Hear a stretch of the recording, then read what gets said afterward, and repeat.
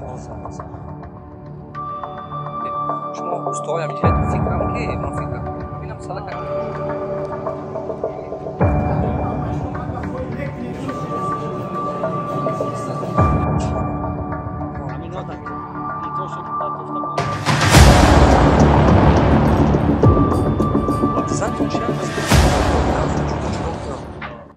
هموطنان عزیز گرامی ما این قشلاق ما قشلاق درغ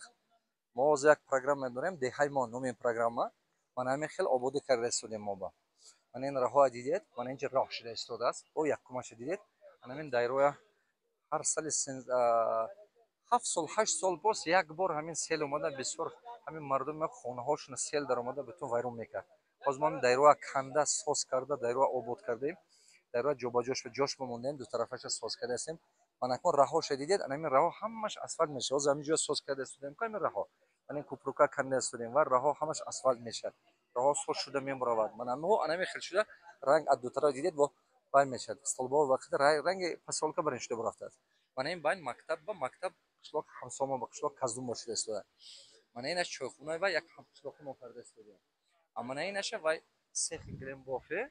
بعد کار کرده میوه اینا من کرده استودیم او انا سه تجزدن بین قشلاق و درون قشلاق با همه خیلی چی شده استوده سه تجه بهترین چی انا واش بالیسا بالیسا سالای 50 باشد سالای 60 باشد ساختگی بودن براستی خاطرم من نیست نمیدونم точно داتشه همون ما با یارد من از خوجند آورده استاد آورده کار کرده حاضر همش کپیتال ریمون کرده استودیم ما با پرگیش همش که وای شود هم رودومش هم بالیسا هم جای امبولاتورش هست با کابینت های واش هست و یک گلا کاروش هست کابینت چی میگم اوزی و دیگه تمام همین چیزهای تجهیزات های طبی دارد همین چی همین پروگرام دههای ما نامش این چی گفته گفت پروگرام دههای ما با کدوم مقصد ساخته شده با همین مقصدی که از تمام همین از تمام امکانیت های دهه استفاده بردن در کار تمام امکانیت های دهه استفاده برده ما حرکت کرده هستیم که جای کار سازیم باز من اینجا bayrak میشه یک طرف قشلاق من اینجا bayrak میسازد bayrak همین و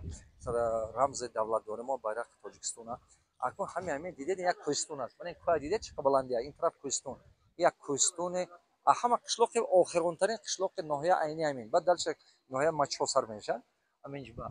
انا مقصد یکون این آبادی چیه ساختمان کردن استحصالات ساختن جای کار ساختن این چی مقصد چی یک میگراتسیا کم میشد از دهات شهر با انا جای کار میشد دوم سومش این که امکانات های همین اقتصادی همین دهه ما استفاده برده شدیم تمام هر یک جای گوشه کنارش به که یک درخت شنونده میشه ما میسازیم میشنونیم باغ میکشد برای مردم چی هنری که مردم دارد این هنرهای مردمی چوب کاری ایمه خشت کاری ایمه چی هنری که مردم داره همش استفاده برده میشه دوزه برای ما زمین کارا کرده استودیم باردم خداوند برای ما مقصد ما چی همین خیل آبادی ها در تمام گوشه کنار تاجیکستان شود نگاه کنه اگر که پیشتر من فقط در صبح میگفتم که گرید آبادی کنید همین خیل میشد و همین خیل اکنون حاضر ما نمیگوییم که گرفته آبادی کنید ما کردن نشون میتیم مویندش دیگه نمیگوییم که گرفته آبادی کنید درست فقط کردن نشون دادن میگیریم کسی که معقولش هست همین کرده رفتن میگیرد است میبینید که یک میده حصه گذاری کرده رفتن میگیریم یعنی که دیارتون آباد میشه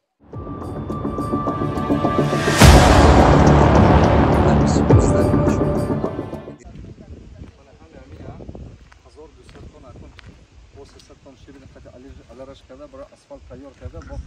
битум машравай карда халон асфальт мекунем акон вес ана раҳа асфальт карда мекунем вес худи ҳамон даромади қишлоқ то қишлоқи ҳамсоя пушташ онҷоам вай рафта истодааст сохтмони мактаб шуда истодааст ва ҳам то ҳамонҷо мо карда мерем вай карда мемонем як бора асфальт карда мемонем ҳамаша ҳамаша асфальт шудаш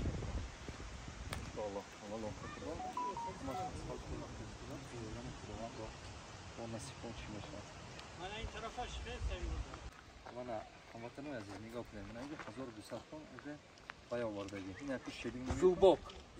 барои асфальт зубок ҳамина бехтем ҳамаша алоҳида бехтем станок тайёр кардем сеткаи тайёр кардем ки аз ҳамин аз сетка гузарад ҳар як ҳамина карьер сохтем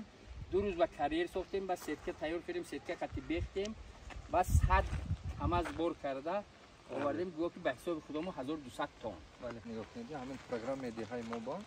از قشلاق برای اسفالت قشلاق برای رنگ پسال کشیدن من این هم قشلاقمو مکتب برای ما فرستادم مردم دیدن تا پشتش فرستاده راه اسفالت روش ما کردن یک قسم دیگه شد دیگه راه کرده است میتونید سر بین 20 و 30 روز با همین قشلاق جنت برای میشه